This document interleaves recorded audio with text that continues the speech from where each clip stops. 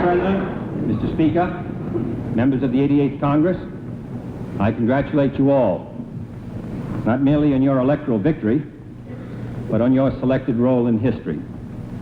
For you and I are privileged to serve the great republic in what could be the most decisive decade in its long history. The choices we make, for good or ill, will affect the welfare of generations yet unborn. Little more than 100 weeks ago, I assumed the office of the President of the United States. In seeking the help of the Congress and our countrymen, I pledged no easy answers. I pledged and asked only toil and dedication. These the Congress and the people have given in good measure. And today, having witnessed in recent months a heightened respect for our national purpose and power, having seen the courageous calm of a united people in a perilous hour, and having observed a steady improvement in the opportunities and well-being of our citizens, I can report to you that the state of this old but youthful union is good.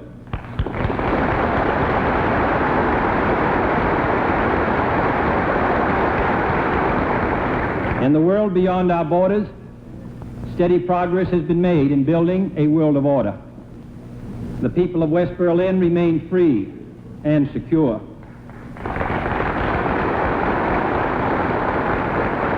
A settlement, though still precarious, has been reached in Laos. The spear point of aggression has been blunted in South Vietnam.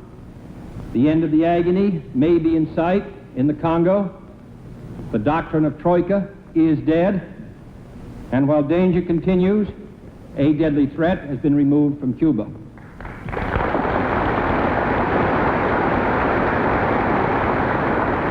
At home, the recession is behind us.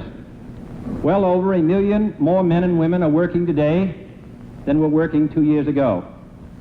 The average factory work week is once again more than 40 hours. Our industries are turning out more goods than ever before, and more than half of the manufacturing capacity that lay silent and wasted 100 weeks ago is humming with activity. In short, both at home and abroad, there may now be a temptation to relax, for the road has been long, the burden heavy, and the pace consistently urgent. But we cannot be satisfied to rest here. This is the side of the hill, not the top. The mere absence of war is not peace. The mere absence of recession is not growth. We have made a beginning, but we have only begun. Now the time has come to make the most of our gains, to translate the renewal of our national strength into the achievement of our national purpose. America has enjoyed 22 months of uninterrupted economic recovery, but recovery is not enough. If we are to prevail in the long run, we must expand the long-run strength of our economy. We must move along the path to a higher rate of growth and full employment. For this would mean tens of billions of dollars more each year in production, profits, wages, and public revenue. It would mean an end to the persistent slack which has kept our unemployment at an above 5% rate for 61 out of the past 62 months, and an end to the growing pressures for such restrictive measures as the 35-hour week, which alone could increase hourly labor costs by as much as 14%, start a new wage price spiral of inflation, and undercut our efforts to compete with other nations. To achieve these greater gains, one step above all is essential: the enactment this year of a substantial reduction and revision in federal income taxes. For it is increasingly clear to those in government, business, and labor who are responsible for our economy's success that our obsolete tax system exerts too heavy a drag on private purchasing power, profits, and employment. Designed to check inflation in earlier years, it now checks growth instead. It discourages extra effort and risk. It distorts the use of resources. It invites recurrent recessions, depresses our federal revenues, and causes chronic budget deficits. Now, when the inflationary pressures of the war and the post-war years no longer threaten, and the dollar commands new respect, now when no military crisis strains our resources, now is the time to act. We cannot afford to be timid or slow, for this is the most urgent task confronting the Congress in 1963. In an early message, I shall propose a permanent reduction in tax rates which will lower liabilities by $13.5 billion. Of this, $11 billion results from reducing individual tax rates, which now range between 20 and 91%, to a more sensible range of 14 to 65%, with a split in the present first bracket. $2.5 billion results from reducing corporate tax rates from 52%, which gives the government today a majority interest in profits, to the permanent pre-Korean level of 47%. This is in addition to the more than $2 billion cut in corporate tax liabilities resulting from last year's investment credit and depreciation reform. To achieve this reduction within the limits of a manageable budget deficit, I urge first that these cuts be phased over 3 calendar years, beginning in 1963 with a cut of some $6 billion at annual rates. Second, that these reductions be coupled with selected structural changes, beginning in 1964, which will broaden the tax base and end unfair, unnecessary preferences, remove or lighten certain hardships, and in the net offset from $3.5 billion of the revenue loss. And third, that budgetary receipts at the outset be increased by $1.5 billion a year without any change in tax liabilities, by gradually shifting the tax payments of large corporations to a more current time schedule.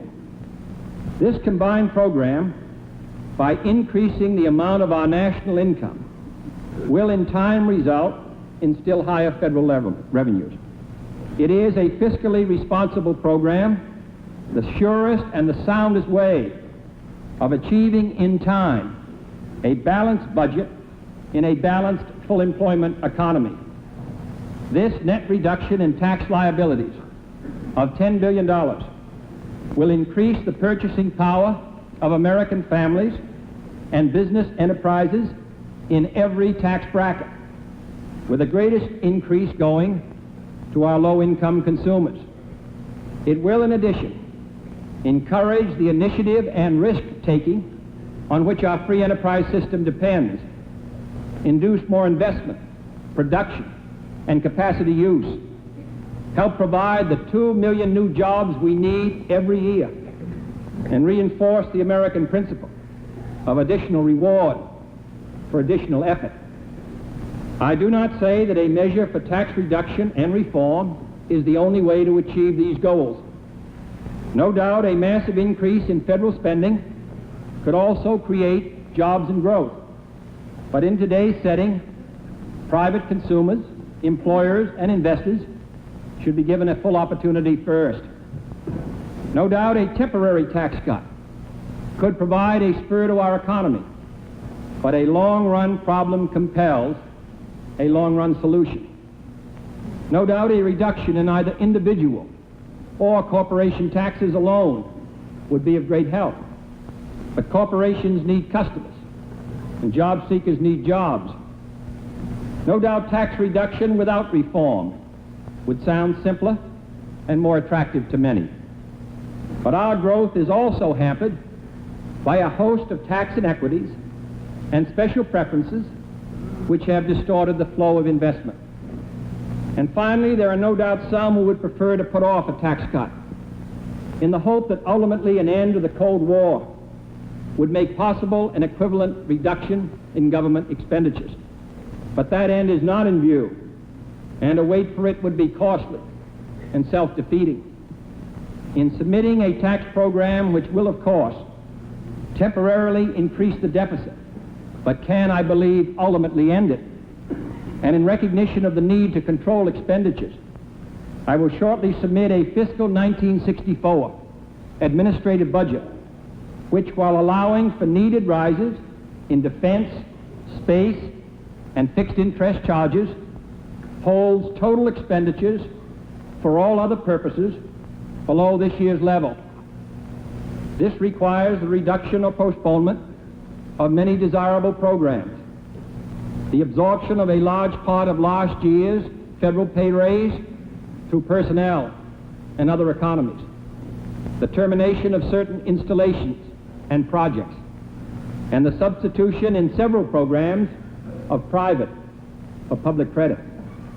But I am convinced that the enactment this year of tax reduction and tax reform overshadows all other domestic problems in this Congress, for we cannot for long lead the cause of peace and freedom if we ever cease to set the pace here at home. Tax reduction alone, however, is not enough to strengthen our society, to provide opportunities for the 4 million Americans who are born every year, to improve the lives of 32 million Americans who live on the outskirts of poverty. The quality of American life must keep pace with the quantity of American goods. This country cannot afford to be rich and desperately poor. Therefore, by holding down the budgetary cost of existing programs to keep within the limitations I have set, it is both possible and imperative to adopt other new measures that we cannot afford to postpone. These measures are based on a series of fundamental premises grouped under 4 related headings. First, we need to strengthen our nation by investing in our youth. The future of any country which is dependent upon the will and wisdom of its citizens is damaged and irreparably damaged whenever any of its children are not educated to the full extent of its talents from grade school through graduate school. Today, an estimated 4 out of every 10 students in the 5th grade will never finish high school, and that is a waste that we cannot afford. In addition, there is no reason why 1 million young Americans out of school and out of work should all remain unwanted and often untrained on our city streets when their energies can be put to good use. Finally, the overseas success of our Peace Corps volunteers, most of them young men and women carrying skills and ideas to needy people, suggests the merit of a similar corps serving our own community needs in mental hospitals, on Indian reservations, in centers for the aged, or for young delinquents, in schools for the illiterate or the handicapped. As the idealism of our youth has served world peace, so can it serve the domestic tranquility.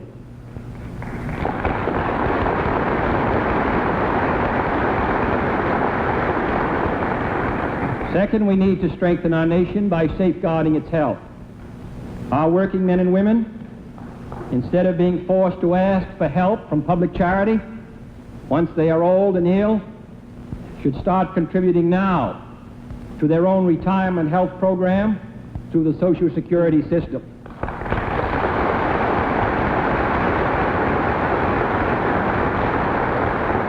Moreover, all our miracles of medical research will count for little if we cannot reverse the growing nationwide shortage of doctors, dentists, and nurses, and the widespread shortages of nursing homes and modern urban hospital facilities, merely to keep the present ratio of doctors and dentists from declining any further. This country must, over the next 10 years, increase the capacity of our medical schools by 50% and our dental schools by 100%. Finally, and of deep concern, I believe that the abandonment of the mentally ill and the mentally retarded to the grim mercy of custodial institutions too often inflicts on them and their families a needless cruelty which this nation should not endure. The incidence of mental retardation in the United States of America is 3 times as high as that of Sweden, for example, and that figure can and must be reduced. Third, we need to strengthen our nation by protecting the basic rights of its citizens. The right to competent counsel must be assured to every man accused of crime in federal court, regardless of his means.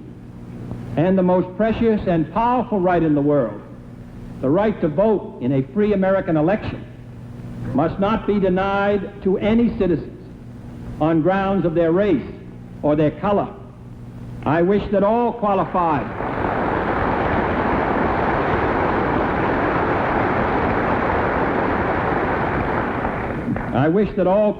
Americans permitted to vote were willing to vote. But surely in this centennial year of the emancipation, all those who are willing to vote should always be permitted. Fourth, we need to strengthen our nation by making the best and most economical use of its resources and facilities. Our economic health depends on having healthy transportation arteries. And I believe the way to a more modern economical choice of national transportation service is through increased competition and decreased regulation. Local mass transit, faring even worse, is as essential a community service as highways. Nearly 3/4 of our citizens live in urban areas, which occupy only 2% of our land.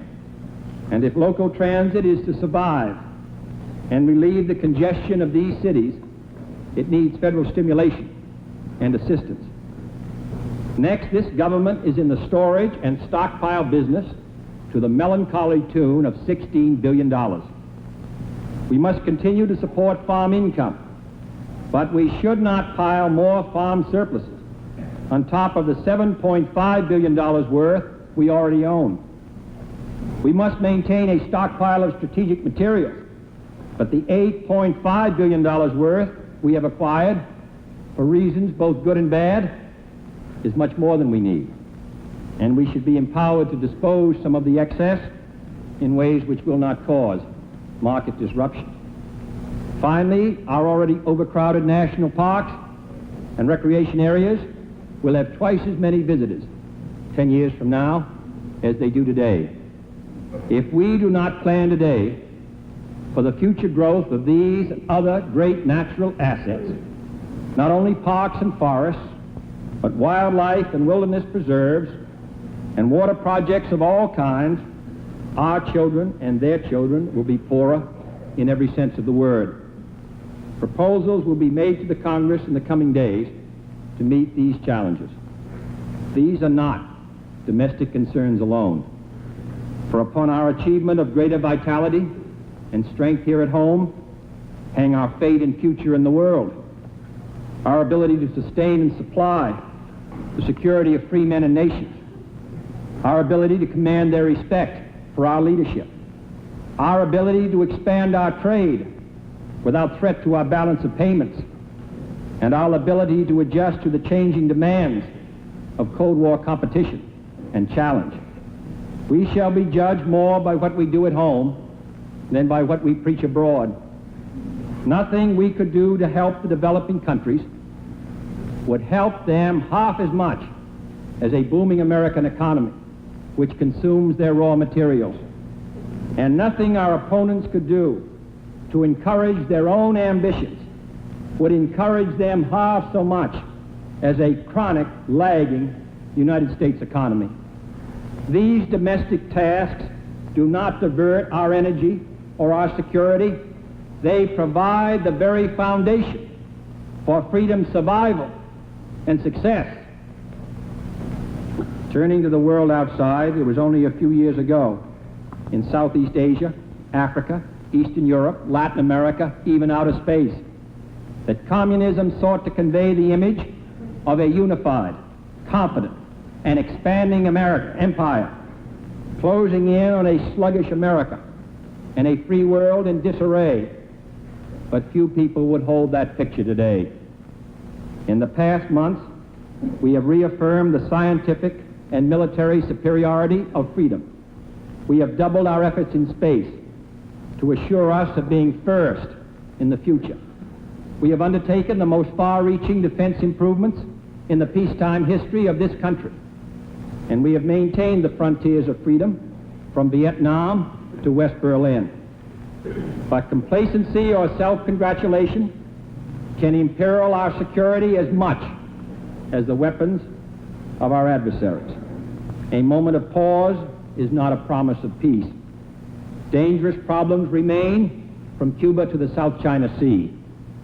The world's prognosis prescribes, in short, not a year's vacation for us, but a year of obligation and opportunity.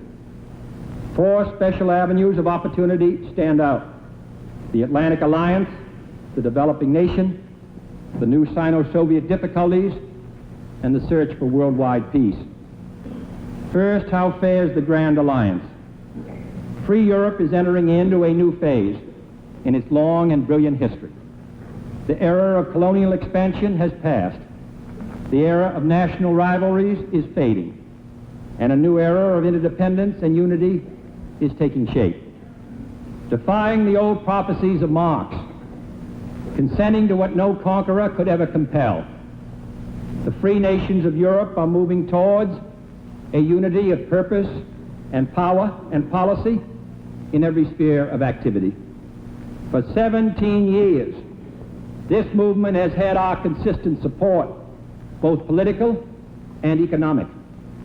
Far from resenting the new Europe, we regard her as a welcome partner, not a rival. For the road to world peace and freedom is still very long, and these are burdens which only full partners can share in supporting the common defense, in expanding world trade, in aligning our balance of payments, in aiding the emerging nations, in concerting political and economic policies, and in welcoming to our common effort other industrialized nations, notably Japan, whose remarkable political and economic development in the 1950s permits it now to play on the world scene a major constructive role. No doubt differences of opinion will continue to get more attention than agreements on action as Europe moves from independence to more formal interdependence. But these are honest differences among honorable associates, more real and frequent, in fact, among our Western European allies than between them and the United States. For the unity of freedom has never relied on uniformity of opinion, fortunately. But the basic agreement of this alliance on fundamental issues continues. The first task of the alliance remains the common defense.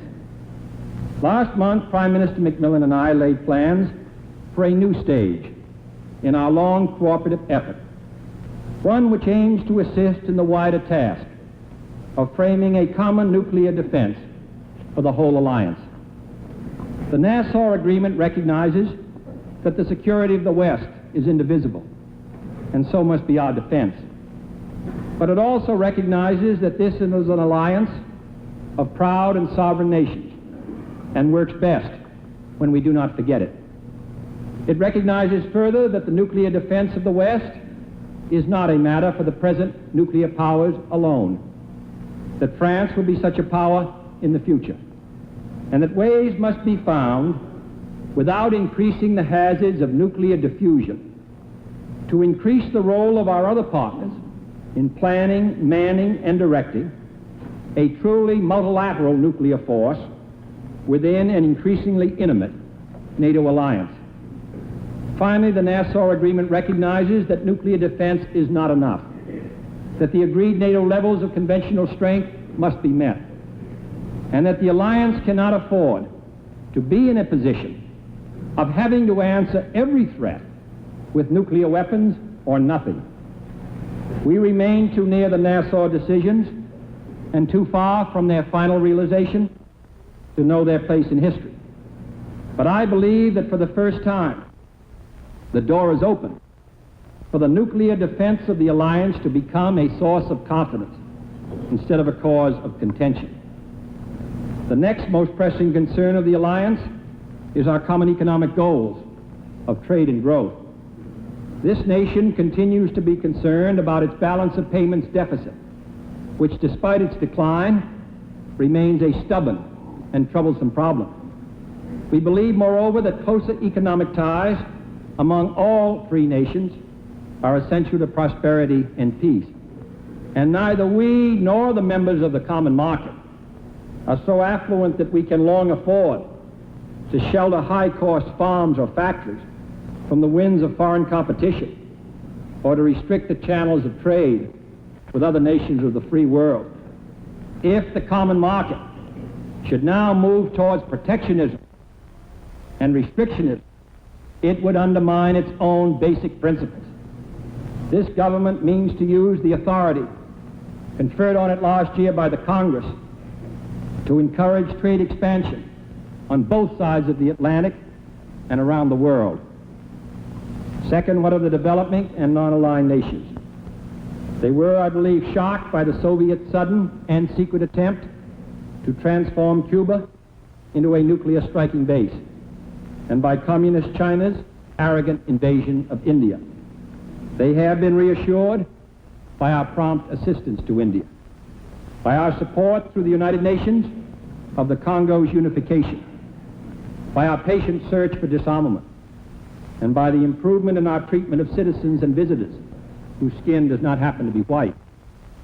And as the older colonialism recedes and the neo-colonialism of the communist powers stand out more starkly than ever, they realize more clearly that the issue in the world struggle is not communism versus capitalism, but coercion versus a free choice. They realize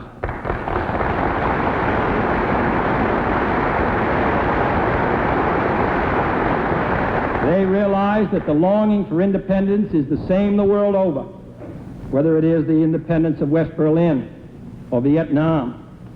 They realize that such independence runs athwart all communist ambitions, but is in keeping with our own, and that our approach to their needs is resilient and resourceful, while the communists rely on ancient doctrines and old dogmas. Nevertheless, it is hard for any nation to focus on an external or subversive threat to its independence when its energies are drained in daily combat with the forces of poverty and despair. It makes little sense for us to assail in speeches and resolutions the horrors of communism, to spend $50 billion a year to prevent its military advance, and then to begrudge spending largely on American products less than 1/10 of that amount to help other nations strengthen their independence and cure the social chaos in which communism has always thrived. I am proud, and I think most Americans are proud, of a mutual defense and assistance program evolved with bipartisan support in 3 administrations, which has, with all of its recognized problems, contributed to the fact that not a single one of the nearly 50 United Nations members to gain independence since the Second World War has succumbed to communist control.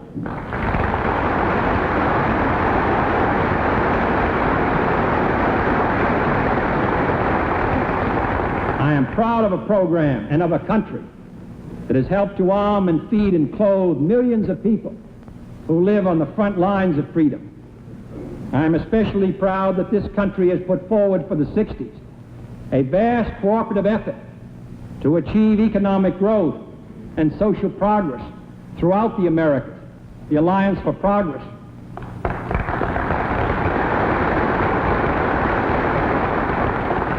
I do not underestimate the difficulties that we face in this mutual effort among our close neighbors, but the free states of this hemisphere, working in close collaboration, have begun to make this alliance a reality.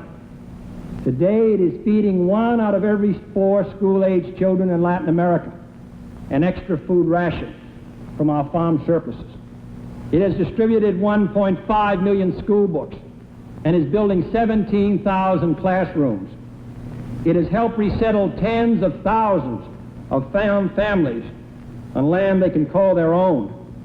It is stimulating our good neighbors to more self-help and reform, fiscal, social, institutional, of found families on land they can call their own.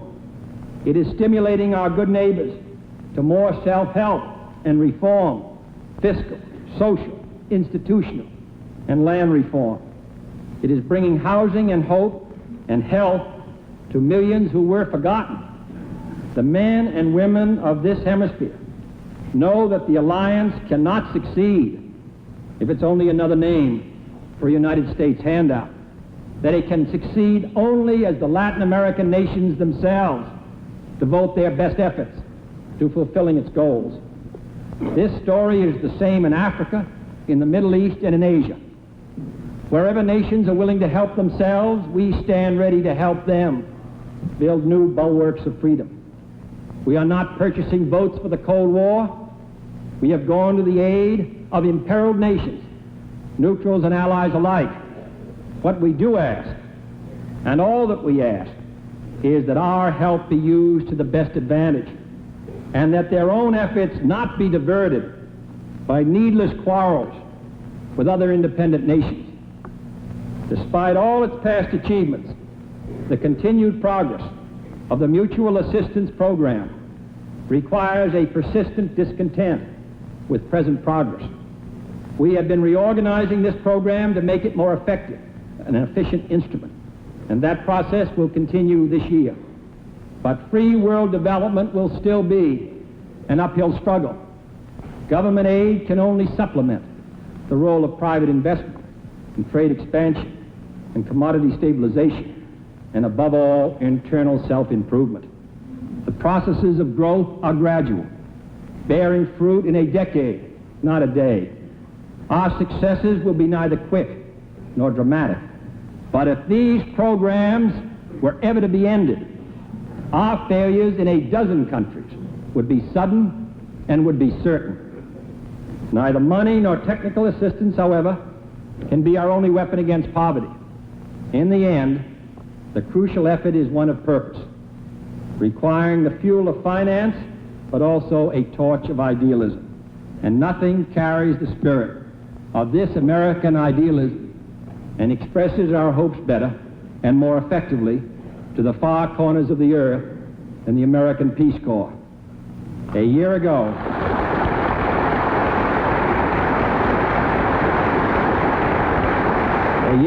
less than 900 Peace Corps volunteers were on the job.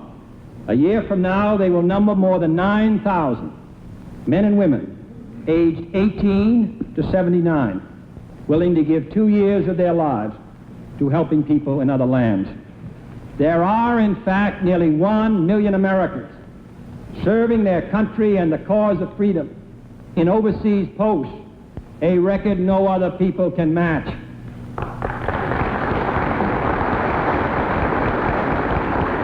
Surely those of us who stay at home should be glad to help indirectly by supporting our aid programs, by opening our doors to foreign visitors and diplomats and students, and by proving day by day, by deed as well as by word, that we are a just and generous people. Third, what comfort can we take from the increasing strains and tensions within the communist bloc? Here, hope must be tempered with caution, for the Soviet-Chinese disagreement is over means, not ends. A dispute over how to bury the West is no grounds for Western rejoicing. Nevertheless, while a strain is not a fracture, it is clear that the forces of diversity are at work inside the communist camp. Despite all the iron disciplines of regimentation and all the iron dogmatisms of ideology, Marx is proven wrong once again. For it is the closed communist societies, not the free and open societies, which carry within themselves the seeds of internal disintegration. This disarray of the communist empire has been heightened by two other formidable forces: One is the historic force of nationalism and the yearning of all men to be free. The other is the gross inefficiency of their economies. For a closed society is not open to ideas of progress, and a police state finds it cannot command the grain to grow. New nations asked to choose between two competing systems need only compare conditions in East and West Germany, Eastern and Western Europe, North and South Vietnam. They need only compare the disillusionment of communist Cuba with the promise of a hemisphere alliance for progress. And all the world knows that no successful system builds a wall to keep its people in and freedom out.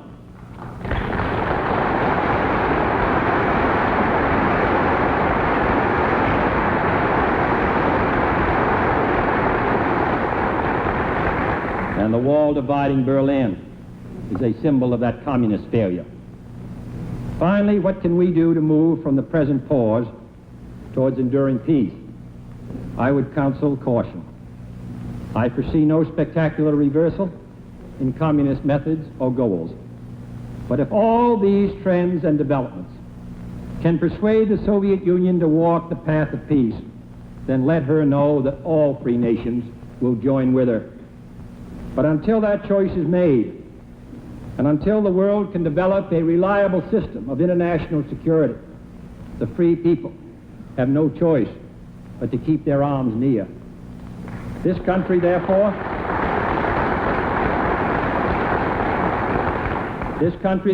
continues to require the best defense in the world, a defense which is suited to the 60s. This means, unfortunately, a rising defense budget, for there is no substitute for adequate defense and no bargain basement way of achieving it. It means the expenditure of more than $15 billion this year on nuclear weapon systems alone, a sum which is about equal to the combined defense budgets of our European allies. But it also means improved air and missile defenses, improved civil defense, a strengthened anti-guerrilla capacity, and of prime importance, more powerful and flexible non-nuclear forces. For threats of massive retaliation may not deter piecemeal aggression, and a line of destroyers in a quarantine or a division of well-equipped men on a border may be more useful to our real security than the multiplication of awesome weapons beyond all rational need. But our commitment to national safety is not a commitment to expand our military establishment indefinitely. We do not dismiss disarmament as an idle dream, for we believe in the end that it is the only way of ensuring the security of all without impairing the interests of any. Nor do we mistake honorable negotiation for appeasement. While we shall never weary in the defense of freedom, neither shall we abandon the pursuit of peace.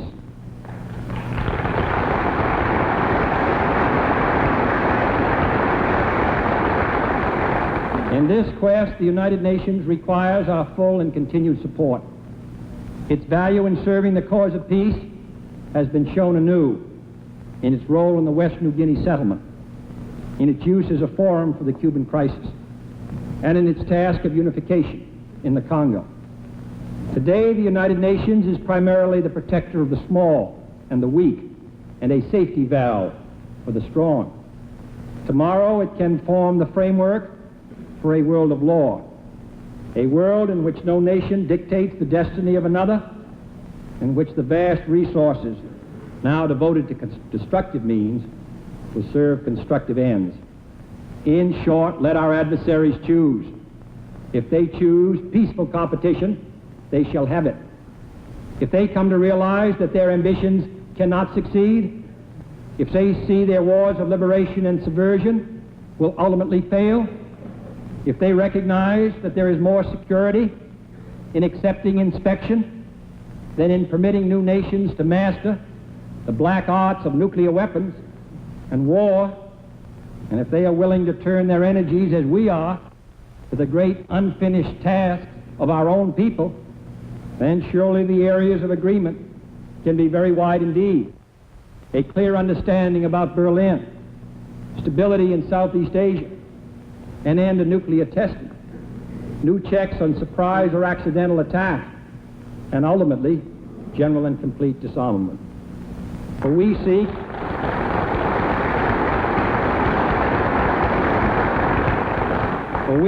not the worldwide victory of one nation or system, but a worldwide victory of men.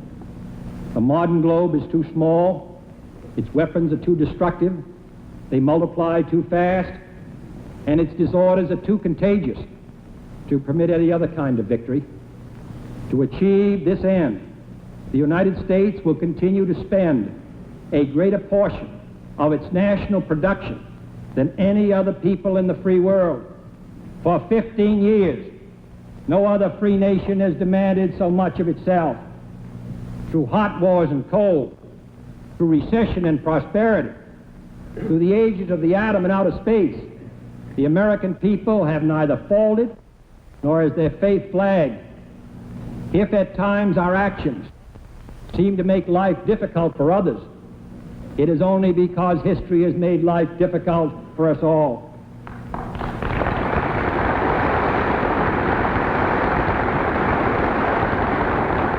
But difficult days need not be dark. I think these are proud and memorable days in the cause of peace and freedom. We are proud, for example, of Major Rudolph Anderson, who gave his life over the island of Cuba.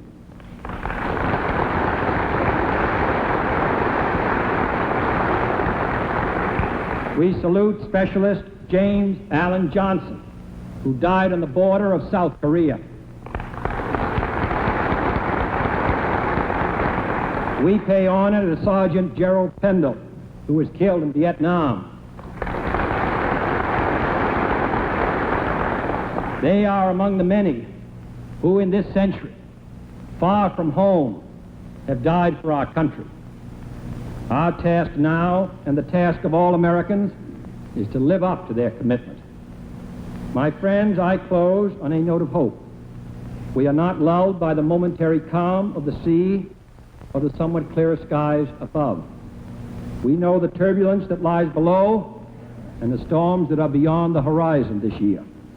But now the winds of change appear to be blowing more strongly than ever in the world of communism, as well as our own.